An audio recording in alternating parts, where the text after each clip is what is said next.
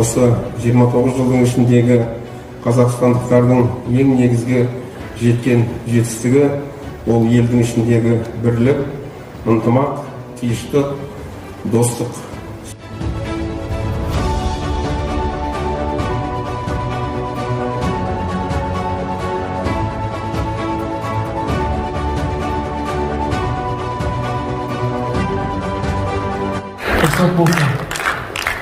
Құрметті жамбылдықтар, құрметті жерлестер, құрметті Бердібек Тынышбекұлы, осындай шешім шығарып, марапаттап отқандары үшін үлкен алғысымды білдіргім келеді.